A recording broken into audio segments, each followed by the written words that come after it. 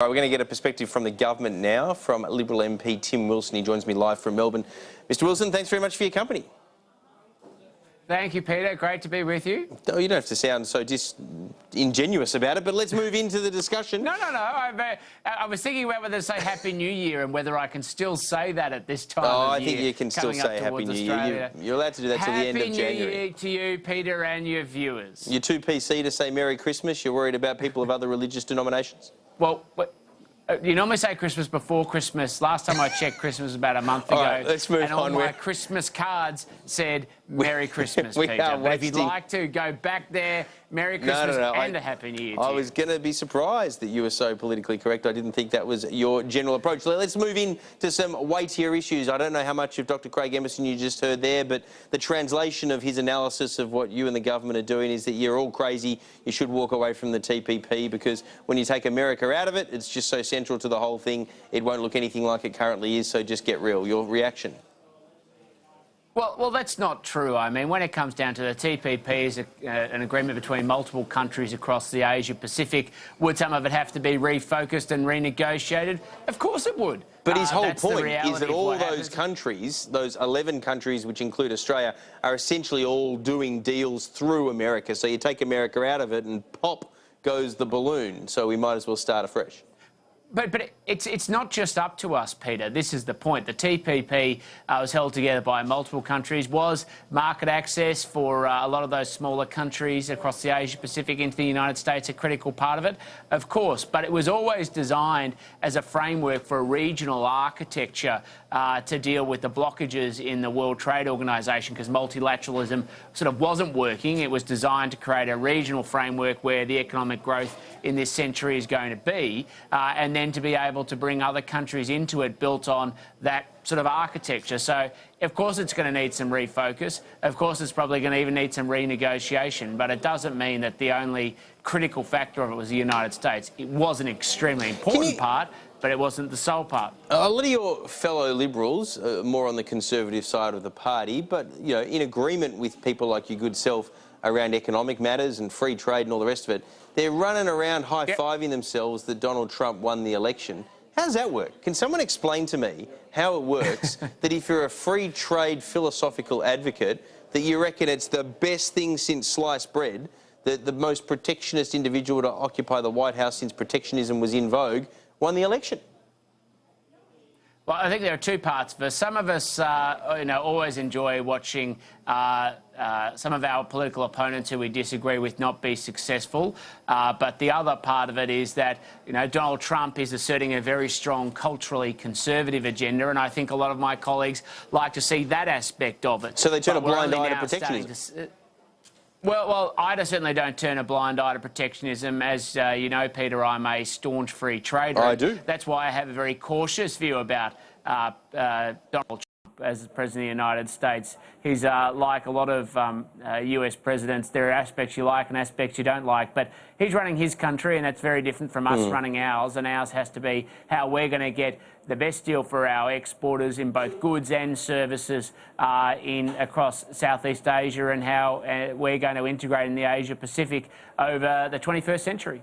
But just help me understand the thinking, though, because you must have the opportunity, all there in the same caucus, to talk to some of these strong conservatives who are economic liberals, who are, as I say, high-fiving themselves about Donald Trump. I mean, I'm already flummoxed that they would support him given they're socially conservative, and a lot of them in your team, they live that social conservatism, yet Donald Trump is anything but that. He's not been like that stylistically in his own life, and I don't care about that. I'm a liberal, but I would have thought these social conservatives would. But even if they put that to one side, all of this economic rhetoric, I mean, again, I get that it's attracted a lot of Americans who are down on free trade, but I don't get how people that in their maiden speeches blather on about the importance of free trade can then sit there and whoop it up that a protectionist wins. I mean, what do they say about this when you have conversations internally about it? Well, I have to go back and look at my colleagues' speeches to see who's talking up free trade and then high-fiving Donald Trump's victory. I don't think we see huge numbers of them, frankly. I draw reference to my colleague, the member for Canning, Andrew Hastie, who wrote a very persuasive article in The Australian that said that you shouldn't celebrate Trump's win as a victory conservatism because he didn't campaign as a conservative and his manner is not conservative, and that is generally my view. I don't see which part of his agenda is actually conservative outside of his cultural conservatism, which I guess I share. So I don't think you're painting an accurate picture.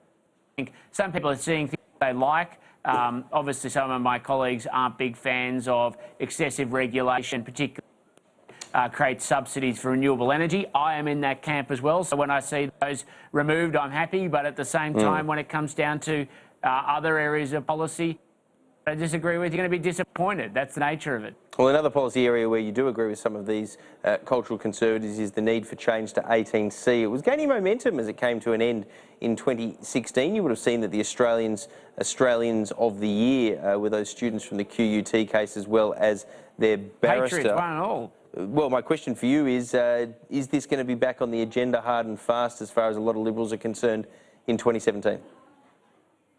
Well, there's going to be a parliamentary, or there is a parliamentary inquiry that's going to report in the new, we're now in the new year, in the next couple of months, which is going to make recommendations about the challenges with the law and how to improve it. And I think that's going to provide very clear guidance to the Parliament about what they need to do. But I think it's critical that the test in law needs to be changed, meaning it shouldn't be unlawful to offend, insult, humiliate or intimidate a person. That's a bad test in law, as well as dealing with some procedural issues with the Australian Human Rights Commission.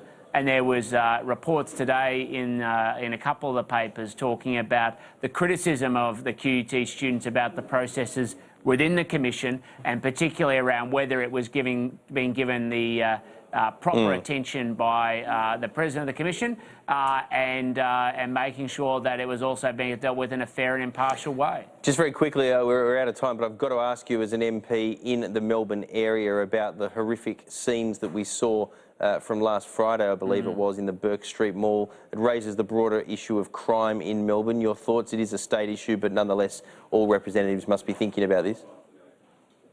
It's not just that we're thinking about it, Peter. I get deluged with emails and correspondence from constituents in my area who now basically see Victoria as the sports, the arts and the crime capital. And I say that with no joy. When it comes down to it, in my area of Goldstein alone, we've had people being threatened at knife point, home invasions, cars stolen, carjackings, and tragically Talia Aiken, who was one of the victims, the 10-year-old victim of the Bourke Street events last Friday. Now we're seeing, really human consequences. And I think Melburnians are sick of it. And I think while the federal government's taking strong action to deport criminals who aren't citizens, so much more needs to be done by this state government. And frankly, they need to start taking the issue seriously. For the past 12 months, they've all but patted people on the head and said crime isn't really a problem in Victoria. I think we're now seeing the consequences and Victorians are waking up and know it is. I think I can't think of an ordinary Victorian citizen I've spoken to who doesn't talk about the upsurging crime down there. We'll have to leave it there. Tim Wilson, appreciate your time as always. Thank you. Thanks, Peter. All right, we're going to take a quick